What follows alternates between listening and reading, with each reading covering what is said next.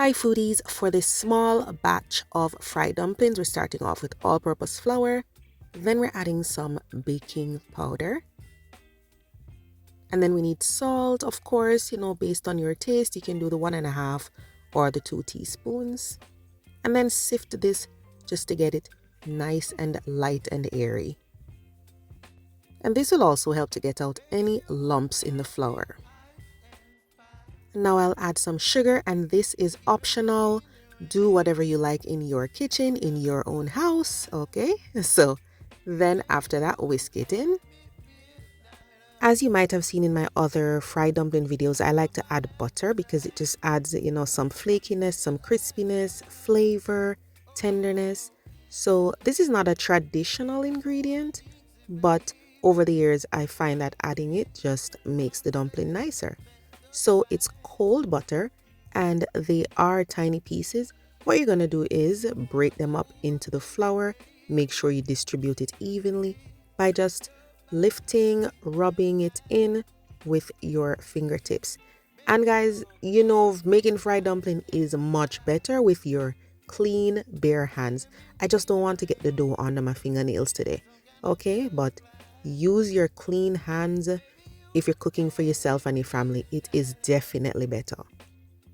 So once you break up the butter into super tiny pieces and it's well distributed, all you need to do is add your liquids. Today I tried a little coconut milk along with water. You do not have to use coconut milk, guys. You can literally just use water. In the end, with the taste, it wasn't a big difference, to be honest, okay? So stick to water alone if you want to. After that, all you need to do is knead everything together. Once it comes together, you're going to stop kneading because if you over knead it, the dumpling will be tougher.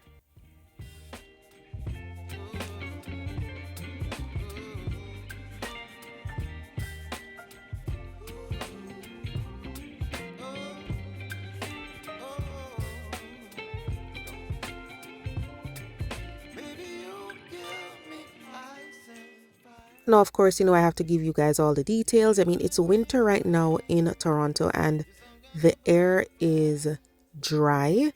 So my dough, I think I really should have used a little more water. So if the air is super dry, just try to make sure you add enough water so your dough is very soft and not too tight, not too dry.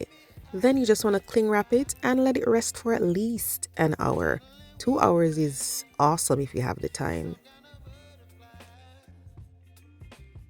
So guys, I rested this for just an hour. Usually I prefer to do more than that, but I did 1 hour and I feel like I should have used a little more moisture because as I said, the air is very dry in the house, but I'll work with it.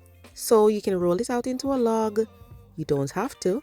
You can roll it out and then cut it up into pieces, or you could just pinch off what you want. You don't have to do all of this, all right? When it comes to making the dumplings, now each dumpling, you can either, fold it in like this with your thumbs, or you could literally pinch it and just turn it while you're pinching. There's so many ways, guys. All you're trying to do is form a ball, okay? It might not be perfectly round, don't worry about it, okay? You can also use your thumb to fold it into itself like this.